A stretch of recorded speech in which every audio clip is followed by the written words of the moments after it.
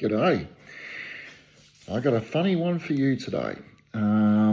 Remember a couple of videos back I did a very quick video that sort of suggested that I was seeing something that just didn't make sense, and I wasn't really giving a lot of details. And I know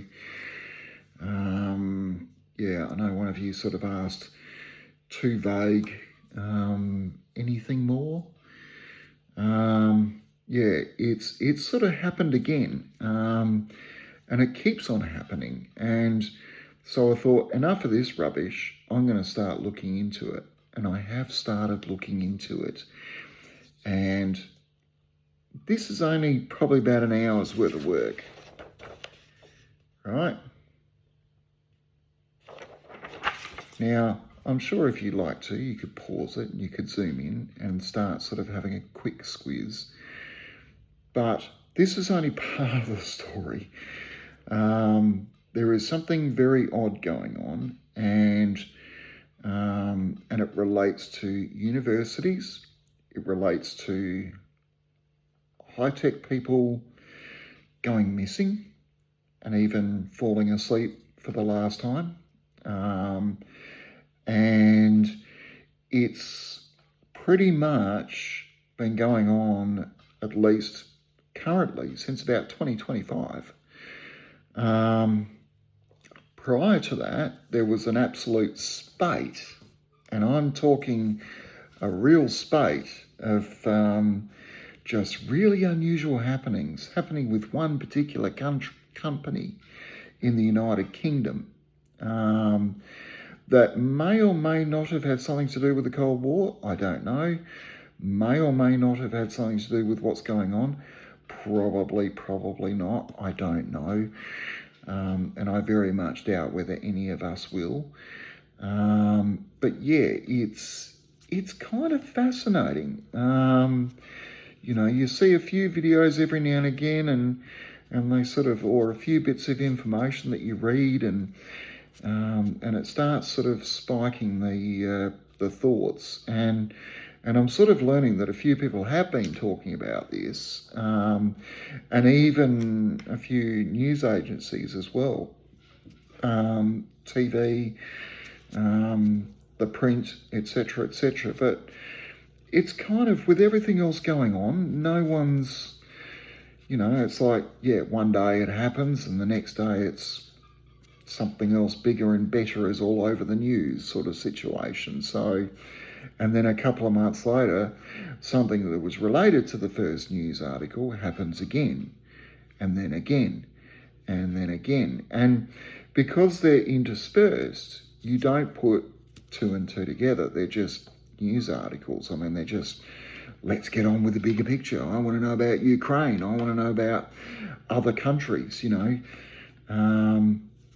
So you don't really start putting the pieces together until it just reaches the point where you sort of start to seriously wonder, does this have to do with, and there's a lot of explanations as to what it possibly is up to, but I don't know.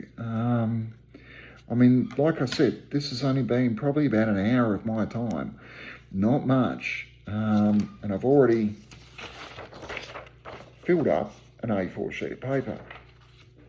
So there's clearly more to look at, and clearly something else that's going on. And maybe I'm just putting 30 billion things together, and it could be a bloody love triangle gone wrong for all I know.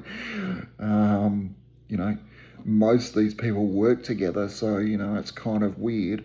And if they're not working together, they're very, very closely associated with each other. But, I mean, I've got a list of probably around about 12 names. And the worst part is, it's jumped countries.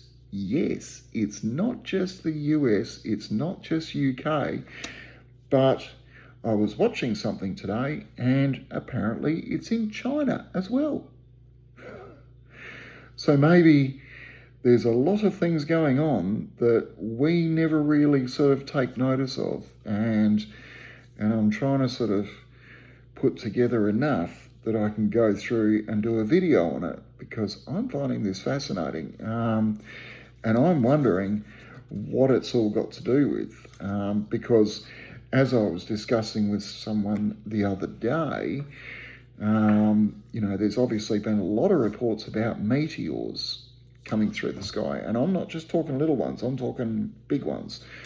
So a lot of people just wrote it off as basically, oh no, it's okay. We're just going through the trail of Atlas 2, or Atlas 1 or whatever it was called, that came through and bypassed the Earth. Everyone thought it was a living comet. I don't know. I doubt whether any of us will ever be told.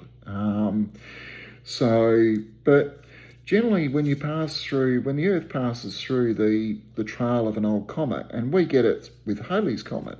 Halley's Comet came through when I was a lot younger, and every year the Earth passes through the area where Halley's Comet left, and we get meteor showers. Now, generally those meteor showers really only last for one night, and not even the whole night. You might get a few little ones that gradually build up, and then it sort of goes back down again. But by the next night, we're well and truly gone past it.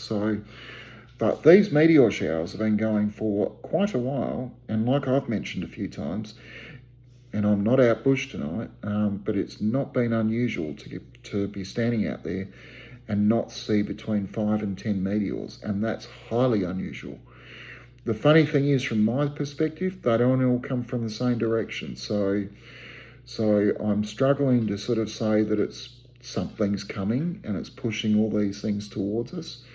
And even Wages World, a channel on YouTube that I follow, has shown at least 2, maybe 3 comets that have either been eaten up by the sun over the last couple of days or have come very close to not being able to go around the sun and head back out to yonder.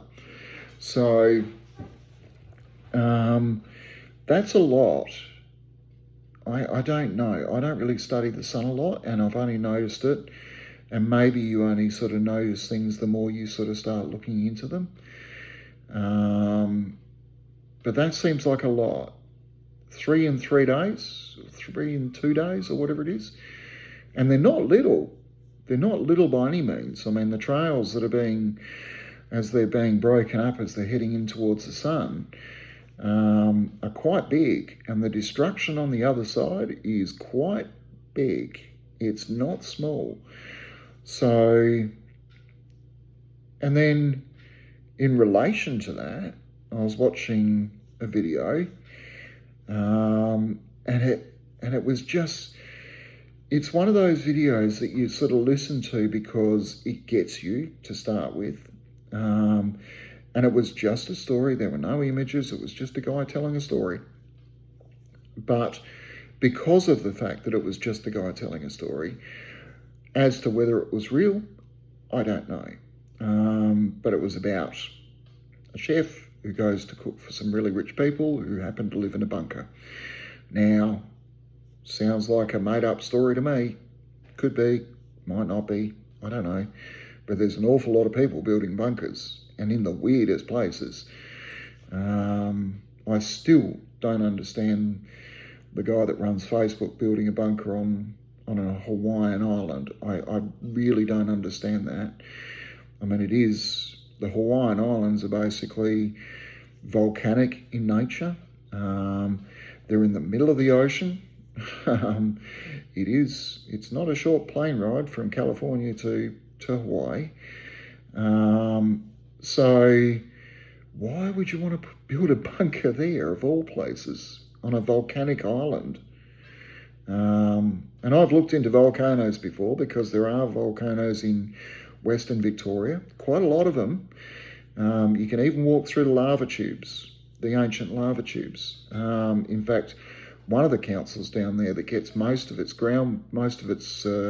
drinking water from underground actually needs to cool it, because it's still boiling hot when they bring it up out of the ground. So they actually have to go through an extensive cooling process before they can then pump it out to various houses around the council area. So, you know, we're not talking old volcanoes. And Mount Gambier is a classic example. That's basically, Mount Gambier is built virtually on the side of a well, they call it, it's not extinct. It's what they call dormant, but the hotspot has moved. In fact, the hotspot is now off the South Australian Victorian coastline. So the chances of it going off, very, very, very, very, very slim, but not impossible, if that makes sense. So, a hotspot, if anyone's interested, look it up. It's very interesting. It's basically where the lava comes up underneath the crust of the earth, and because the above the crust, the land is basically floating, for want of a better way of putting it. The land moves. So Australia is actually moving northwards. In fact, I believe northwest or northeast, at the rate of around about 1.5 centimetres per year. Not much, but it is moving. So this means that where a volcano was going off millions of years ago, the land is no longer there. It's actually moved. So when you look at the Hawaiian Islands and you look at the ones that are active, you actually see a trail of islands behind it. And that's basically what they call a hotspot. So a volcano that sits above a hotspot. So the volcano is only active while it's sitting directly above. It's no longer active once the land has actually moved above the crust. So it's an interesting thing to look at, and it is interesting to have in the ticker. You know, just all these little things that happen on our planet that a lot of people have just got no idea about. So yeah, but why you'd build a bunker there still, I've got absolutely no idea. I mean, surely these people don't know stuff that I don't. You know, they've got access to brilliant minds, so, you know, why would you build a bunker there? It's a bit like New Zealand. New Zealand is a wonderful country, don't get me wrong, staggeringly beautiful. I've never been, but anyone who's watched The Lord of the Rings and a bunch of documentaries on that country would be staggered by the beauty. It is a completely different country from the south end to the north end, and you've got everything in between. Very much like Australia, only we tend to be sort of more split up, or it's more separated. So, but New Zealand's very active in terms of earthquakes and things like that. So, you know, as we've seen from the variety of earthquakes that we've seen over the last 10 years, very active. So again, why people are wanting to build bunkers and spend massive amounts of money there is beyond me, unless they're just ignoring it all and going, wow, how pretty is it? I want to live here during the apocalypse, you know.